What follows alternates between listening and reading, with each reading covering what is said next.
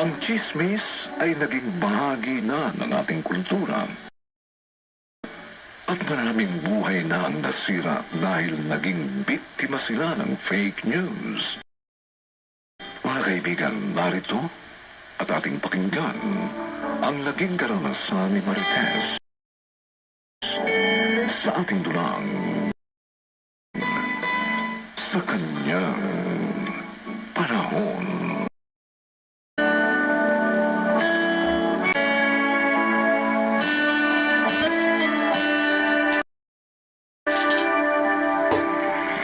Alam mo, bagay na bagay talaga sa'yong pangalang Marites. Chismosa ka kasi. At bagay na bagay din sa'yo ang pangalan Magdalena. Sawing palad ka na, tapos pokpok ka pa. Sinungaling ka talaga. Oh, Ikaw ang nagkakalat ng mga kasinungalingan dito sa ating barangay. o bakit? Yun naman totoo, di ba? Hindi ka pwede magkaila dahil kitang-kita ko.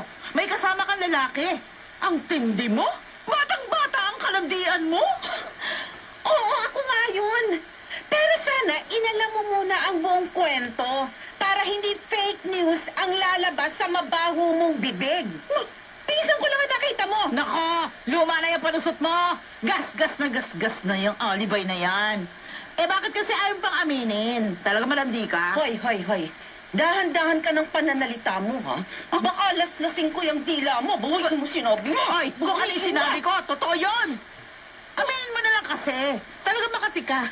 At gustong-gusto mo magpakamot kung kani-kanino. Oh, ganun? Ano? Ay, aray! Yan. Aray ko, Yan ang ayop ka! babagay sa'yo. Talagang pagpoko talaga!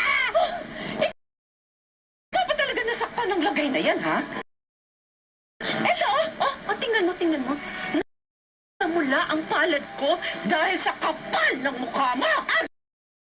Ganon? O, di ako naman! Kung gusto mo ng away, Oo. away talagang gusto mo? Oo. Sige, pagbibigyan kita ng bruha. Sige! Ayaw mo ko, bitiwan ka! Kalbuhin kitang chismosa ka para ikaw naman ang pagchismisin mo. Ay, ako, Magdalena! Ikaw ang makakalbuhin ko! Umusin na ako sa'yo! Umusin na lang yan!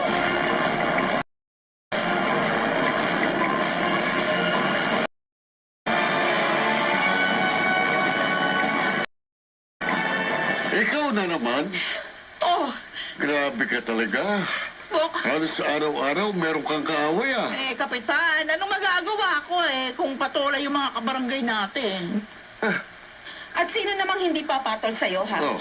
Ang daming buhay ang sinisira mo. Ay, walang masisira sa'yo dahil matagal ka ng sira. Ayan na naman. Wasak na kasi ang dangal mo dahil kung sino-sino lalaki pinapatulan mo, no? Ayaw mo talaga akong tantanan, ha? Tama na yan! Kapag hindi kayo tumigil pagbubuhuling ko na kayo. Kasi naman, Kapitan, ayaw niyo pang tuluyan ang chismosang ito. Abay, ang dami ng reklamo laban sa kanya. Inaayos ko naman ang problema. Lagi naman nangangako itong si Marites na magbabago na. Pero hindi talaga mapigilan ang matabil na dila. Huwag kasi kayo magpapakita sa akin ng kahina-hinala at sigurado yung pagkakalat ko talaga yan. Paano yan, Kapitan? Paulit-ulit na lang ang ganitong gulo.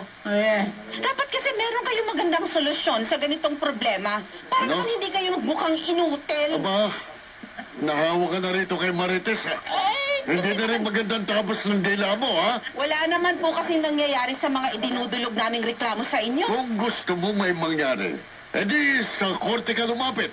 Pagsampangan ng kasong libel laban dito kay Marites na numero unong chismosa sa ating barangay.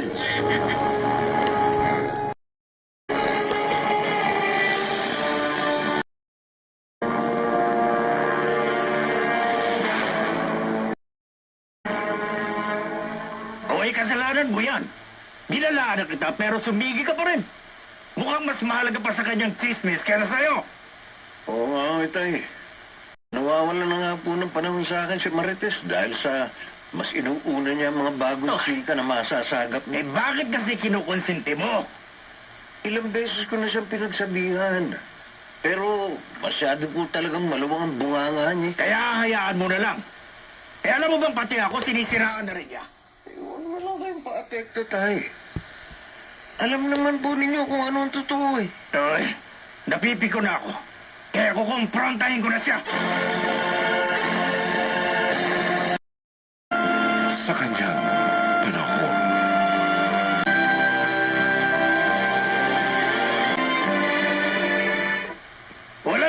talaga, Marites! Pati ba naman ako sisiraan mo rin? Yun naman yung totoo, di ba? Wala kayong kwentang genan. Ikaw ang walang kwentang manugang.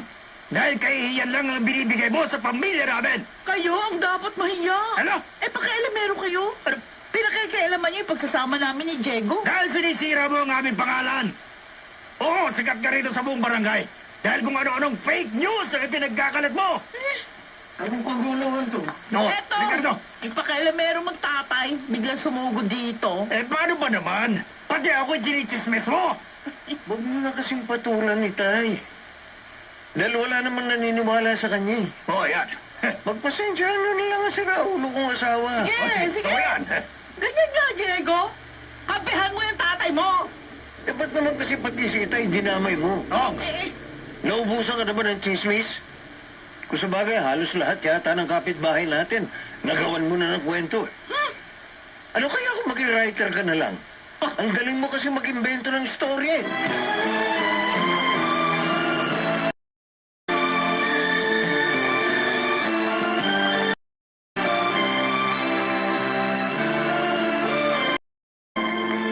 Ay, Kapitan, hindi po ba talaga ninyo ako matutulungan? Sandali lang ho. Ano po bang tulong ang inaasahan nyo? Hoy, bakit, Kapitan?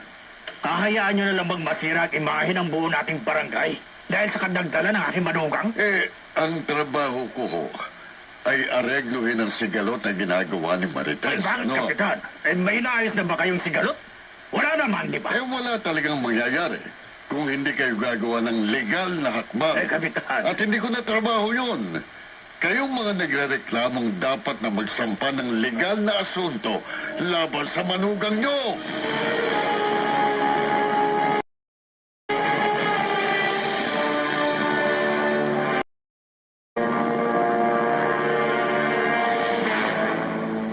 Mag-check out na ba talaga tayo? Tapos na ang oras natin. Bakit? Nabitin ka pa? No, eh. Gusto ko sana ng extension. Oh, may problema ba yun? Eh di mag-check-in ulit tayo. Apa, Diego? Magdalena? Ano ginagawa mo rito? Ikaw? Ano rin ginagawa mo rito? At sino yung kasama mo, ha? Ako? Ako si Brenda. Bakit may problema ba? Don't tell me. Kabit mo rin itong si Diego. Hindi, Siya lang naman kasi ang asawa ng numero 1 chismosa sa barangay namin. Magdalena, sa atin lang to Huwag na huwag kang gagante sa asawa ko. kilala ko rin ang asawa mo, Checo. Dahil magkabarangay tayo. Bilib din naman ako sa'yo. Nagawa mong magtago sa asawa mong CCTV ng buong barangay.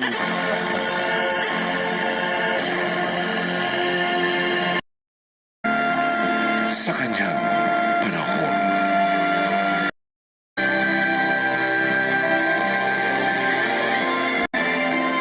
Brenda, bilisan mo. Kailangan makalabas kaagad tayo dito sa loob ng mall. Meron bang umahabol sa atin? Para kasi nakita tayo ni Marites eh. Sigurado ka ba si Marites ngayon nakita mo? Hindi ko alam. Basta bilisan mo. Pwede ba? Hindi ako natatakot sa kanya, no? Ano ka ba? Gusto mo bang tayo naman dalawa ang i-chismis niya sa buong barangay? Yun nga ang gusto ko eh. Para masaya. Diego! Yan na nga ba sinasabi ko eh. Tumakbo na tayo. Walang hiya ka! Bumalik ka rito!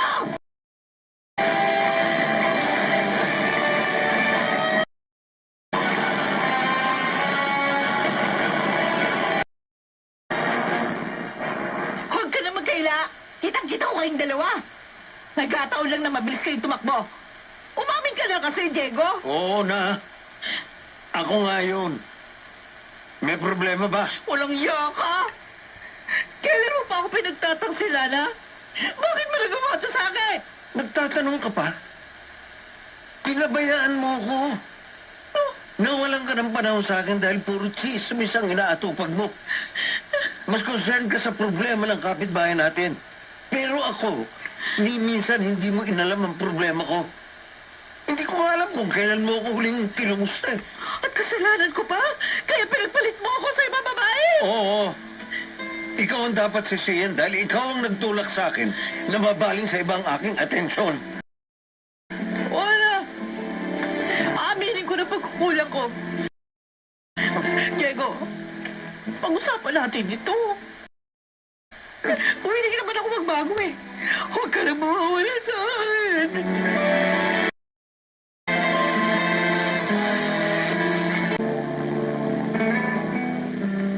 Oh, ano ngayon, Marites? Ha? Nagawa mong alamin ang kwento ng buhay ng mga kapitbahay natin. Pero, ang sarili mong asawa, hindi mo nagawang bantayan. Una. Ako nang mali. Nagsisisi na ako. Titigilan ko na yung pagiging chismosa. Sana nga tuparin mo. Ilang beses ka nang nangako kay Kapitan, pero wala namang nangyayari. Kaya nga, napagtanto ko na yung naging bunga ng pagkakamali ko. At hindi ko kahayaan tuluyang masira ang pagsasama namin ni Jericho. Magdalena, pagpasensyahan mo na ako. Kung kasama ka sa naging biktima ko. Aaminin ko, Marites. May lalaki nga ako, pero isa lang yun. Hindi kasing dami ng sinasabi mo. Ay, kaya nga, huwag na tayo magtalo. Dahil ako na ang mali. At tulad nga ng nasabi ko, gusto ko lang magbago. Dahil mahal ko ang aking asawa.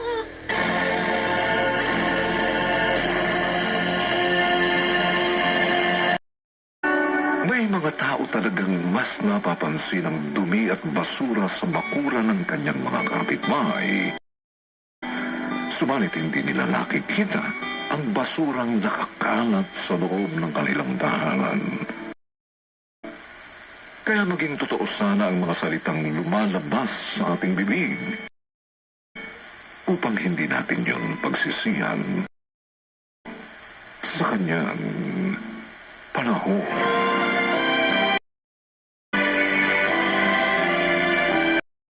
Mga nagsiganap, Lionel Benjamin,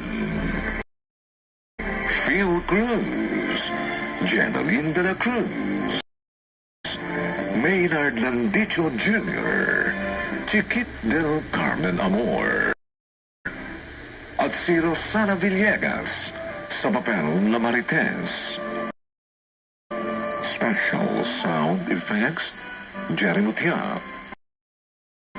Technical Supervision, Eric Lucero at Bong Muyar. Musical Scoring, Buboy Salong. Ito'y mula sa panulat ni Toti Sandoval. At sa pinagsamang direksyon ng inyong lingkod, June Martin de Gaspi at Robert Bobby Cruz. Sa kanyang panahon.